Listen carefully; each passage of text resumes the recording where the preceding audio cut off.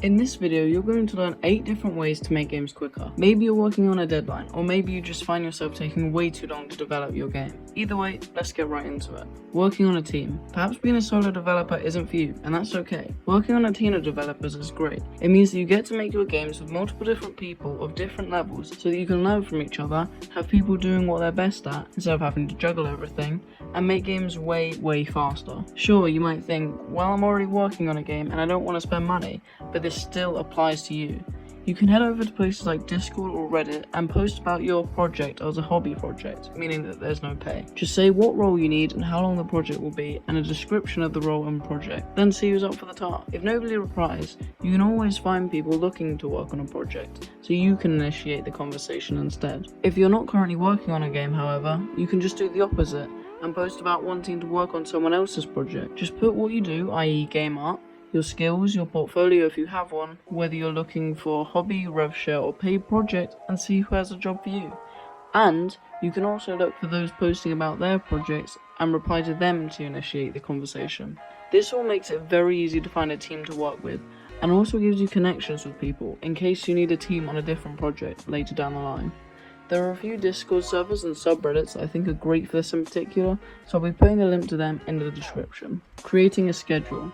Creating a schedule for yourself will increase your efficiency by way more than what you would expect. Whether you write it down on a document or even on a management app such as Trello, you will see results, just like I already have, and I'm sure many others too. A schedule guarantees that you'll get your work done, so it's also great if you lack motivation. You can know exactly when you need to do what, so that you can also predict how long you'll be working on your game for. I would recommend that, if possible, you write down what you're going to do for a week in advance or so, to allow you to be flexible with time and prepare if something important is coming up, like perhaps pitching your game to investors or a publisher. Do at least something every single day, which not only allows you to make your game way faster, but also increases motivation, like I said. You do not necessarily need to write the times that you will do these, so you can think of it as more of a to-do list instead. Remember that you will have to add some things unexpectedly throughout the course of development, so make sure you leave room for that too. If you can do this and stick to the schedule, I can guarantee that you'll make your game much faster. Make modular games. Making modular games definitely isn't something that many people are talking about.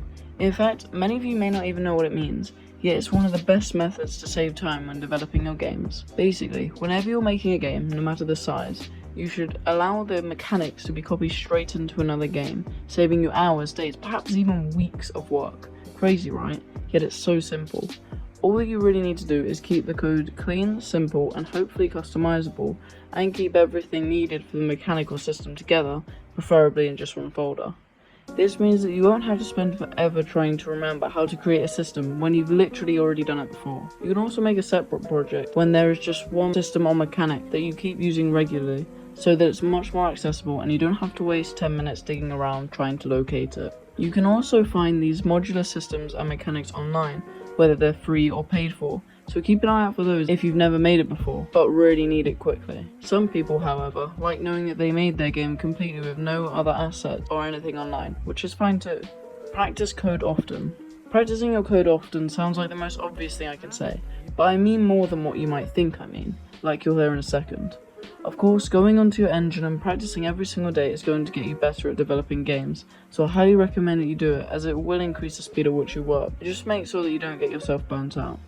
But what I do think that you should also do, which is never spoken about, is that whenever you're going about your day and something happens, think about how you would code it. I'll give you an example. If a surface gets too dusty, you clean it, right? So how would you code that? Obviously, it's going to be different depending on what programming language you use, but it would probably be that if the surface has, say, 100 amount of dust, perform dusting action, if else do nothing. That's probably wrong in every language because I was just trying to generalize it, but you see what I mean. If you can do this sort of thing on a daily basis, you're bound to get better at coding, and therefore increasing the speed at which you work. It also means that you already know how you would code things that you might actually end up implementing into your game. It can inspire you to code even if that day you felt unmotivated also. Surrounding yourself with other game developers by joining Discord servers and subreddits can also do this, so I'd recommend doing that too. This is especially good when people post the issues that they have been facing with their games, as you can try to help them out and solve their problems. This not only makes you feel good because you're helping someone out, but it's also supporting the community and racking your brain and improving your problem solving skills. This is useful when you do not have access to a computer, or for whatever reason you cannot code at the time. And this also goes the other way. You can post any problems that you encounter on there too, so that others can give a hand. This means that you can debug and solve your issues much faster. As you can see, you don't just have to type code to practice it daily and increase your efficiency. Game jams. Game jams get you into the habit of designing and making games in a short period of time, with a deadline, whilst adding a fun twist, and sometimes even a prize. When you say it like that, why wouldn't you do them? They're great for practice for, like I say, not only working in a small period of time and on a deadline, but also gives you great practice working in a team. Because lots of the time, you'll be working in a team for game jams, though of course you can also do it solo too. If you are doing it solo, you still reap many benefits too.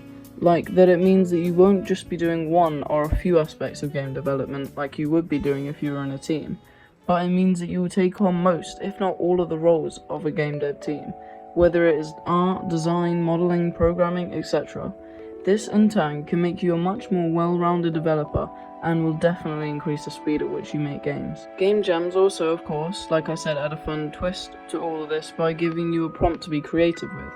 At the end of the game jam, you can see what other people have done and what angle they looked at the prompt, which can inspire you too, whether it's to make another game or add features to your current game. You can also support other people by voting for them, creating a fun and friendly atmosphere. If you wanted to, you could continue to work on the project and perhaps even develop it to a greater standard, then publish it, which gives you the opportunity to make some money from your game jam, even if you don't win, making it all even more worthwhile. If you can, try doing what I mentioned earlier and make the game modular. As I explained, this is going to mean that you can use the mechanics or systems from the game and use them in another project, without wasting any time at all. If all of that wasn't enough, throughout this whole experience you'll get better and better at developing games, which means that you'll get more efficient at making them. I understand that game jams aren't for everyone, but I would 100% recommend that you try one at least once. Throw away most of your ideas. I know, it's probably not what you want to hear, but unfortunately throwing away most of your ideas is something that you just have to do if you want to make a game without spending years or losing motivation. Unfortunately, we always want 10% more than we can have. This means that you must sift through your ideas for in-game mechanics and features for the game and remove as many as you have to, which is usually most of them, until you have what you need to make the game playable. After that, you can slowly start to add in more features to make the game more fun and have more depth. Add in as many as you want, but make sure you don't lose motivation, and most importantly, hit your deadline. Always choose quality over quantity, as players will appreciate a game with few well thought out mechanics than a game with lots of rushed ones. This obviously speeds up the process of developing your game, as it means that you don't have to do the 100 different things that you originally intended on doing. This is also great for motivation, and if you couldn't tell yet, motivation is key to efficiency, which is why it keeps coming up. But the reason why this is great for motivation is because once you have a playable game, you can actually see the progress that you have made. If your game is just a bunch of unfinished random systems after a few months, you're not going to feel so great. Whereas if you follow this, you'll have already made the game playable, and you'll have a better vision for where the game is going as the day you publish your game gets closer and closer. Do the hardest thing first. Doing the hardest thing first, then working your way down is actually the fastest way to make games. Why? Because when you do the hardest things first, you will inevitably hit some roadblocks, which will mean that you'll have to change your game design in some way or another. So, this might mean that some of the easier, less important stuff won't get added in. This means that if you didn't start with the hardest thing and actually did the opposite, you'd have wasted valuable time making things that would just be deleted. It's also harder to completely get rid of something once you've already had it, because you know that you spent hours working on it, and for it to completely vanish would be very disheartening. So, if you don't want to waste any time, do the hardest thing first. Tell people about it. Telling people about your game, and if you have one, tell them when your deadline is too. This is going to help you out so much for multiple reasons. One of them is that now you can actually get feedback on your game. This means that if something isn't fun, you can step in and remove it straight away. Also, I can guarantee that there are plenty of bugs that you won't know about unless you get someone to play your game. This means that, again, you can go in and fix it straight away. Also, this means that you won't have to bombard yourself when it comes to playtesting, because you'll have already removed a bunch of bugs and improved the game. As a result, you may only have to spend a few days on playtesting rather than a week or longer. Another reason why it's great is that it helps greatly with motivation. Now that people know about your game, you wouldn't let them down, would you? This is why I tell my friends and family whenever I make a game, because I never want to disappoint them, so therefore I'm more likely to make the game, and faster. Also, telling people means that they're more likely to get it when it releases, and you already have a few people on board with your idea, which might not speed up development, but it definitely helps. So, that's all I've got for now. If you did enjoy this video, please make sure to like and subscribe for more game dev content. Also, I think you should watch this video next. See you in the next one.